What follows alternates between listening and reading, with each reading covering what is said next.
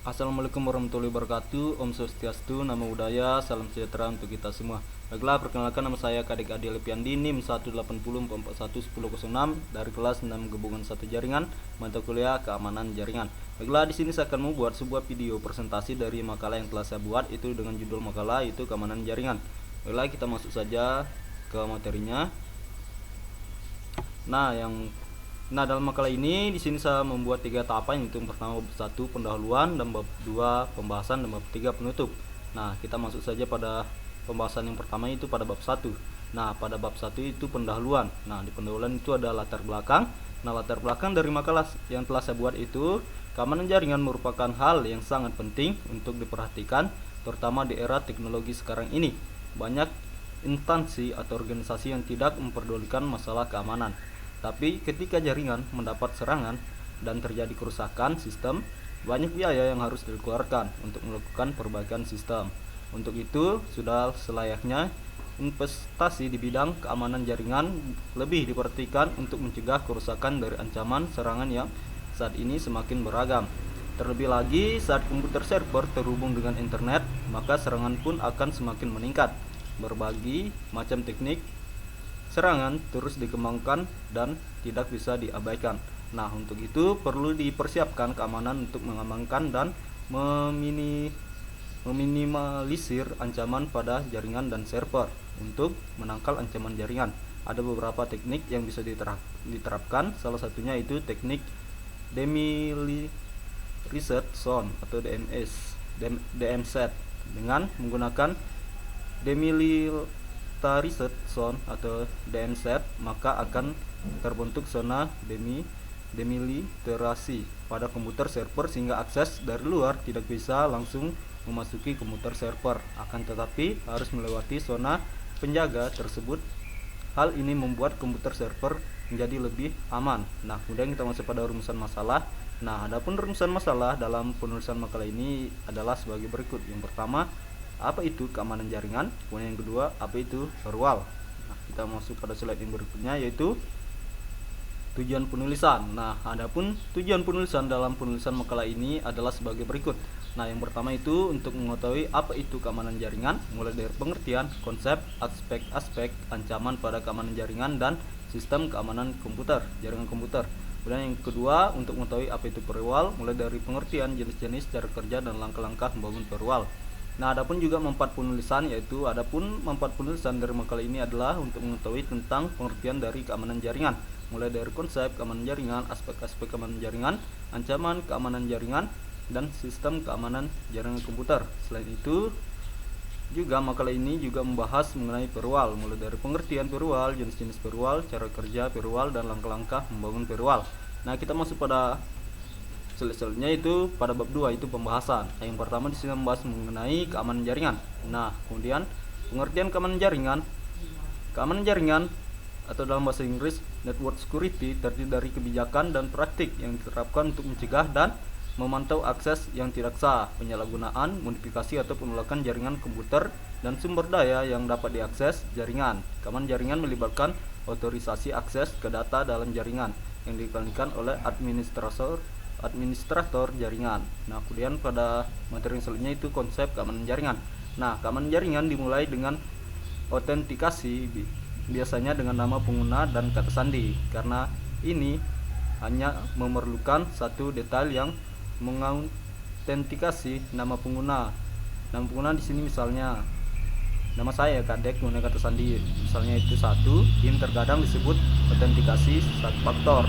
Dengan autentikasi 2 faktor, sesuatu yang dimiliki pengguna juga digunakan, misalnya token keamanan atau dongle, kartu ATM atau ponsel. Dan dengan autentikasi 3 faktor, sesuatu yang dimiliki pengguna juga digunakan, misalnya sidik jari atau pemindai retina.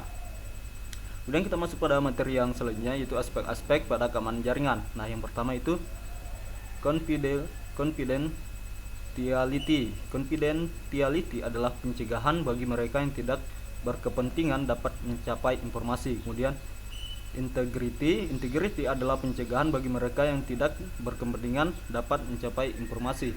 Kemudian yang ketiga itu Availability. Availability adalah upaya pencegahan ditahannya informasi atau sumber daya terkait oleh mereka yang tidak berhak. Kemudian selanjutnya pada slide selanjutnya itu masih lanjutannya itu non repudiation adalah aspek ini menjaga agar seseorang tidak dapat menyangkal telah melakukan sebuah transaksi. Kemudian authentication yaitu suatu langkah untuk menentukan atau mengonfirmasi bahwa seorang atau sesuatu adalah autentik atau asli. Kemudian access control adalah sebuah metode untuk mentransmisikan sinyal yang dimiliki oleh node-node yang terhubung ke jaringan tanpa terjadi konflik atau hak akses. Kemudian accountability adalah pembatasan akses untuk memasuki beberapa lokasi. Yang kita masuk pada materi selanjutnya itu ancaman keamanan jaringan. Nah, di sini ada 4 yaitu interception yaitu pihak yang tidak mempunyai wewenang telah berhasil mendapatkan hak akses informasi. Kemudian interruption yaitu penyerang telah dapat menguasai sistem tetapi tidak keseluruhan, admin asli masih bisa login. Kemudian fabrication yaitu penyerang telah menyisipkan objek palsu ke dalam sistem target. Kemudian modification yaitu penyerang telah merusak sistem dan telah mengubah secara keseluruhan. Nah, kita masuk pada materi selanjutnya yaitu sistem keamanan jaringan. Nah, jaringan internet bersifat publik sehingga memungkinkan arus informasi biasanya disadap oleh pihak lain.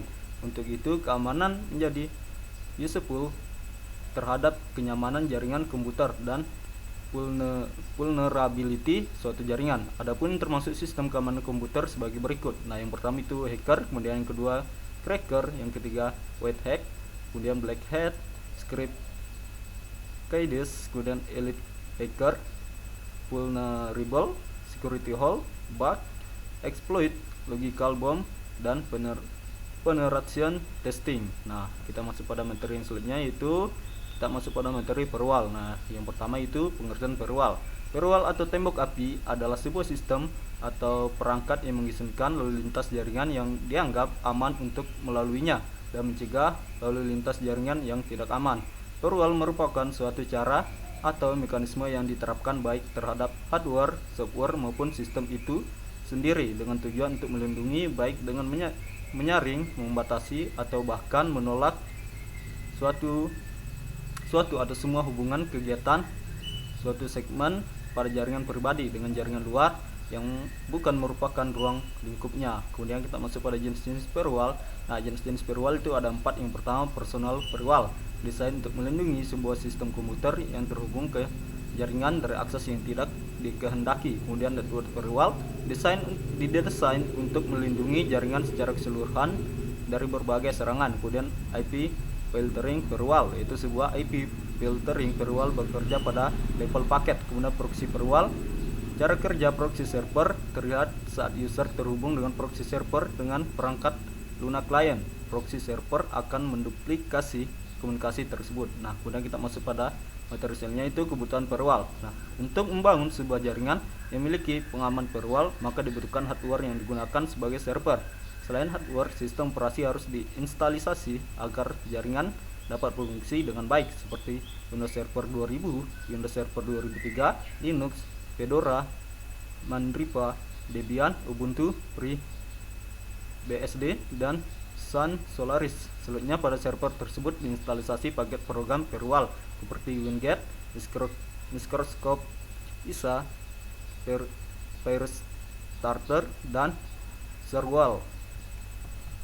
Nah, kita masuk pada materi selanjutnya itu langkah-langkah membangun firewall. Nah, yang pertama, mengidentifikasi bentuk jaringan dimiliki. Mengetahui bentuk jaringan dimiliki, khususnya topologi yang digunakan serta protokol jaringan akan memudahkan dalam mendesain sebuah firewall. Nah, yang pertama menentukan polisi atau kebijakan dengan mengidentifikasi, menentukan apa saja yang perlu dilayani, menentukan individu atau kelompok-kelompok yang akan dikenakan polisi atau kebijakan tersebut. Kemudian menentukan layanan yang dibutuhkan oleh tiap-tiap individu atau kelompok yang menggunakan jaringan. Berdasarkan setiap layanan yang digunakan oleh individu atau kelompok tersebut akan ditentukan bagaimana konfigurasi terbaik yang akan membuatnya semakin aman menerapkan semua polisi atau kebijakan tersebut. Kemudian yang kedua itu menyiapkan software atau hardware yang akan digunakan, baik itu operating system yang mendukung atau software khusus pendukung firewall seperti Ipkins atau Iptable pada Linux dan seterusnya, serta konfigurasi hardware yang akan mendukung firewall tersebut. Kemudian yang ketiga itu melakukan test configuration.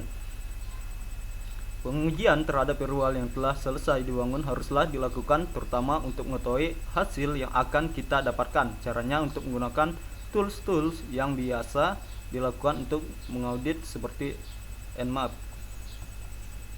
Kemudian kita masuk pada materi selanjutnya itu arsitektur firewall. Nah, ada beberapa arsitektur firewall. Pada artikel ini hanya dijelaskan beberapa diantaranya, yaitu dual home host architecture, screen host architecture, dan screen subnet architecture. Nah, yang pertama itu arsitektur dual home host. Arsitektur dual home host dibuat di sekitar komputer dual home host menggunakan sebuah komputer dengan paling sedikit dua network interface. Kemudian yang kedua itu arsitektur screen host, yaitu arsitektur screen host menyediakan service dari sebuah host pada jaringan internal dengan menggunakan router yang terpisah.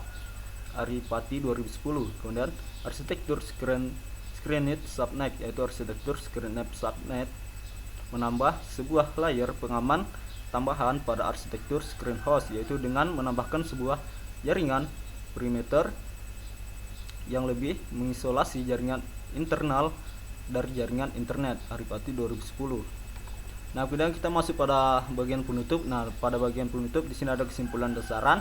Nah, kesimpulannya itu keamanan jaringan dalam bahasa Inggris network security terdiri dari kebijakan dan praktik yang diterapkan untuk mencegah dan memantau akses yang tidak sah, penyalahgunaan modifikasi atau penolakan jaringan komputer dan sumber daya yang dapat diakses jaringan.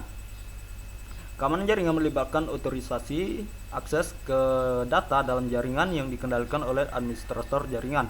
Ada beberapa kemungkinan dari tipe serangan yang dilakukan oleh penyerang itu. Yang pertama, interception, yaitu pihak yang tidak mempunyai wewenang telah berhasil mendapatkan hak akses informasi. Kemudian interruption, yaitu penyerang telah dapat menguasai sistem tetapi tidak keseluruhan admin asli masih bisa login. Kemudian yang ketiga, fabrication, yaitu penyerang telah menyisipkan objek palsu ke dalam sistem target. Kemudian yang keempat itu modification, yaitu penyerang telah merusak sistem dan telah mengubah secara keseluruhan.